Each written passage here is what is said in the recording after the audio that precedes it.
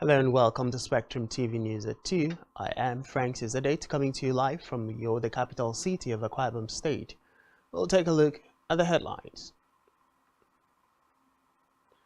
President Buhari says Nigeria's investment in Shelter Afrique one of its best decisions. APP withdraws petition challenging Bola Tinubu's victory. Plus, Ukrainian officials say military claims successful counterattack near Bakhmut. We'll bring you details of those stories and more in a moment.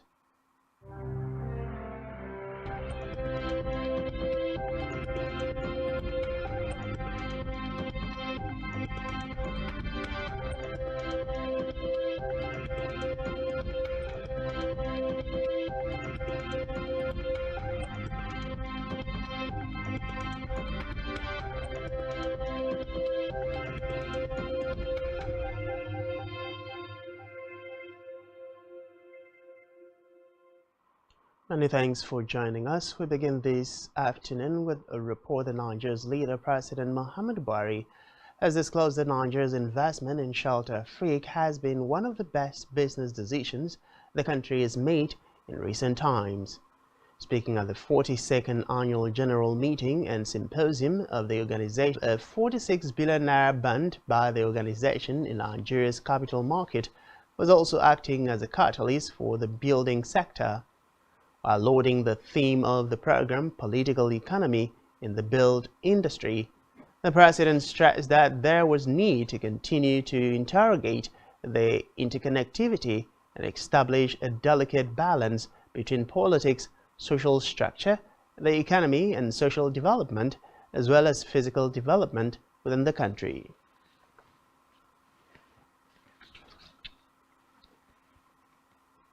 Meanwhile, President Muhammadu Buhari has described the young and active people who constitute more than half of the population of the Commonwealth as the most important resource for the future development of their societies.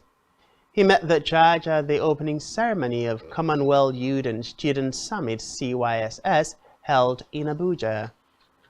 If given the opportunity and support for their talent and energy to be appropriately harnessed and channeled to the noble ideas which the Commonwealth represents. He reiterated that Nigeria as a member of the Commonwealth will continuously create an enabling environment for young people to blossom and reach their potentials.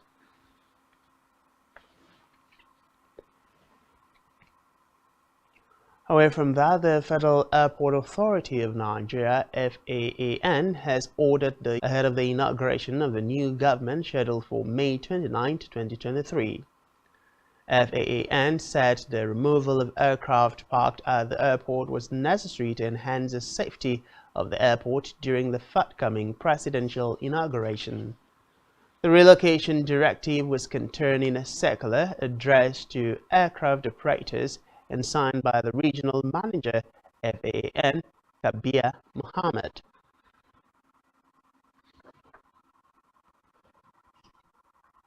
Meanwhile, in the air services to the Asian country, Minister of Aviation Hadi Sirika led a delegation to Islamabad, Pakistan, where he met with different government officials in civil aviation, trade and commerce to foster economic and trade relations.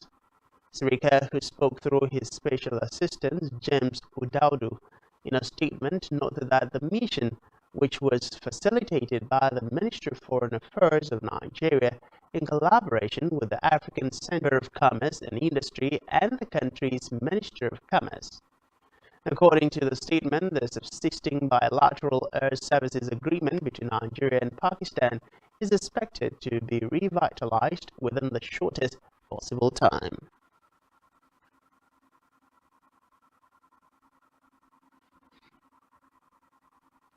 In the meantime, the federal government, through the National Council Consortium, Vice President Yemi Osibanjo discloses at the inauguration of the 240 megawatts Afam 3 fast power plant located in Oyigbo, River State.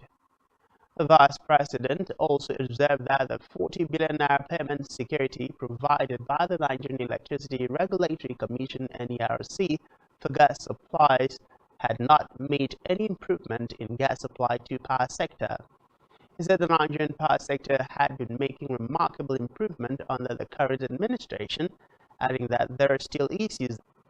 Meanwhile, the federal government has threatened to publish the names of companies that are yet to comply with the expatriate quota policy of the country in due time.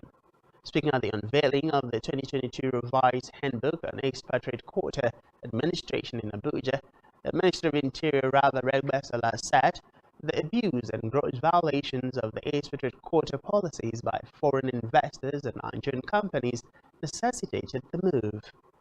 Regbesala said the task force inaugurated in December 2020 has since been carrying out its assignment in all the geopolitical zones of the country. He said regular quota licenses are usually issued to foreigners and in some cases Nigerian firms to enable them to bring in high-level skilled manpower not readily available in the country.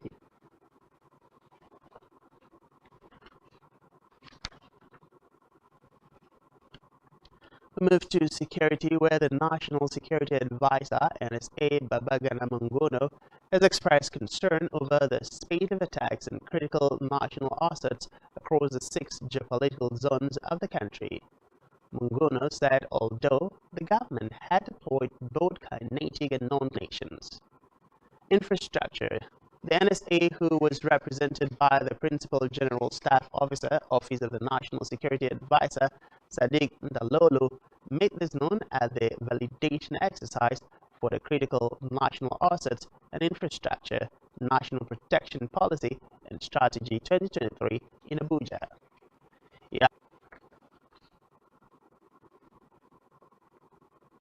In a separate development, the Nigeria Governors Forum (NGF) will on May 15 commence an induction program for its incoming and returning governors. On key aspect of the statement, the Director of Media and Public Affairs of the NGF, Abdul Razak Bakindo, said the induction program will also deal with how to seamlessly ease the outgoing governors to a life after office.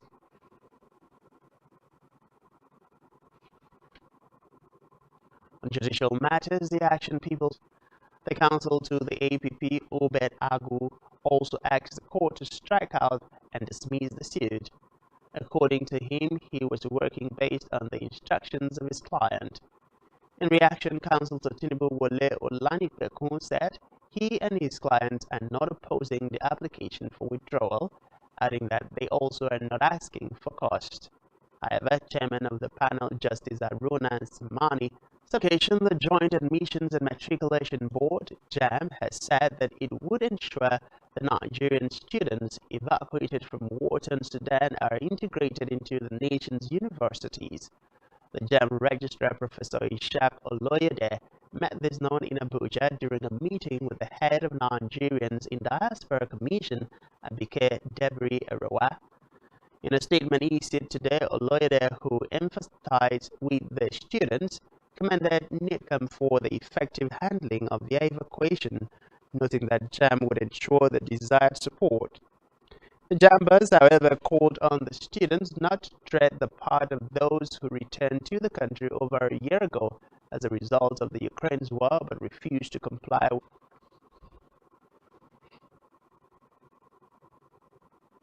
Now to Africa, where Senegal's opposition coalition has said that it would stage rallies over an alleged threat to bar one of its leaders, Ousmane Sonko, from presidential elections after he was convicted in a case. Reports say his possible elimination will significantly alter the contest and could lead to violence from his supporters. According to reports, Sonko joined other heads of the Yawi Askan Will Alliance in urging followers to turn out in force for an already scheduled rally due this Friday and for another protest a week later on May 19. Recall that Sonko was on Monday handed a 6-month suspended term that could jeopardize his bid for the 2024 elections.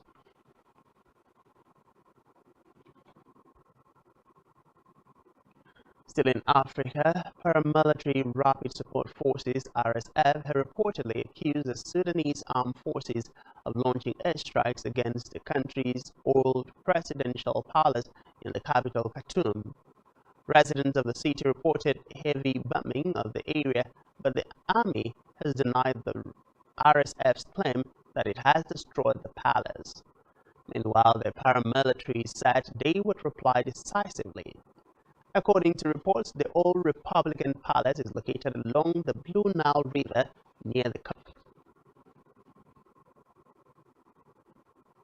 On the foreign scene, Ukrainian officials have said that the country's military has inflicted huge losses on Russian forces in a successful counterattack near the eastern city of Bakhmut today. Speaking in a video on Telegram, the head of Ukraine's 3rd Assault Brigade, Andriy Beletsky, said units of the 72nd Brigade of the Russian Federation were defeated. According to Beletsky, the 6th and 8th companies of the division had been completely destroyed along with heavy losses, referring to the Russian private military company that is playing a major role in the battles around Bakhmut.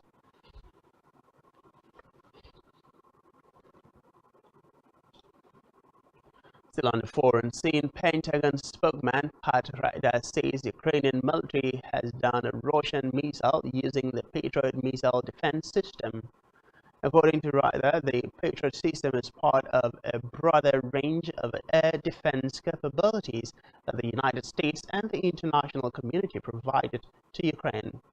He added that the U.S. and its partners would continue to rush ground-based air defense capabilities and munitions to help Ukraine control its sovereign skies and to help Ukraine defend its citizens from Russia.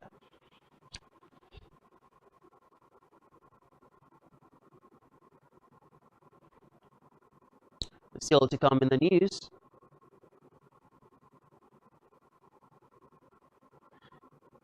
Kevin De Bruyne's Turner ends draw from Manchester City at half Madrid in Champions League. Do stay with us.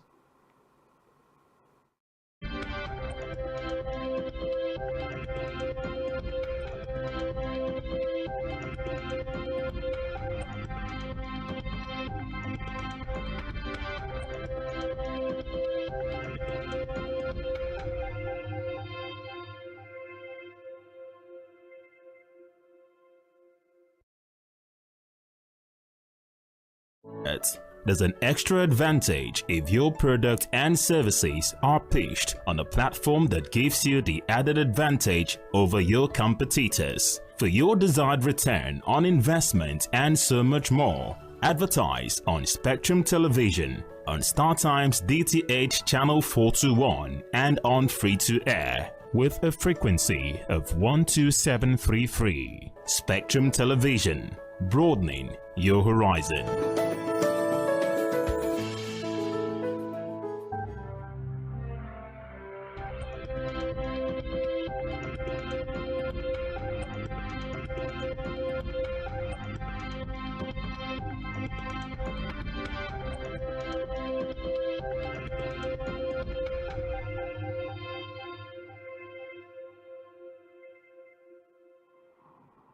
Many thanks for staying with us, and now to the rest of the news stories.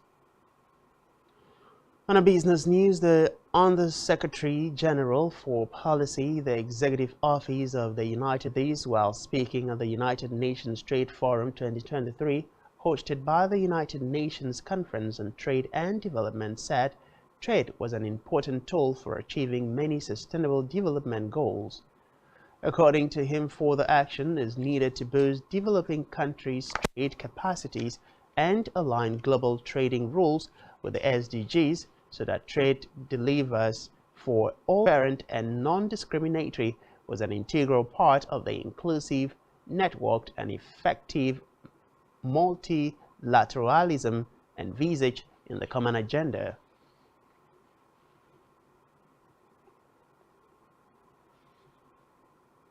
Still in business, the International Monetary Fund (IMF) has warned Nigeria to expect a significant reduction in foreign loans as the global economy continues to experience new shocks and contractions.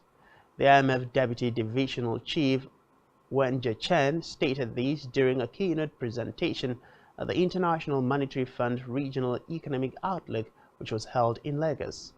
According to Chen, borrowing costs, high interest rates, and the increasing value of the dollar have continued to put a strain on the environment.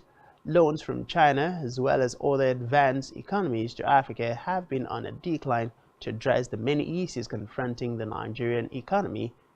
Chen said the IMF's policy advice to Nigeria is to base on 4 key policy priorities: fiscal policy, monetary policy, exchange rate policy, and structural reforms. The Food and Drug Administration and Control (NAFDAC) says the World Health Organization (WHO) has ordered pediatric zinc sulfate tablet by Switch Pharma Nigeria Limited to its list of pre-qualified medicines. The Director General, Professor Mojisola Adeyeye, disclosed these at a news conference in Lagos.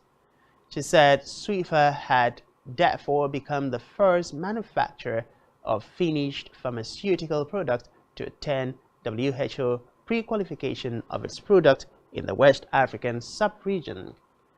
According to her, the WHO pre-qualification is a fundamental requirement for quality assurance of key medical products.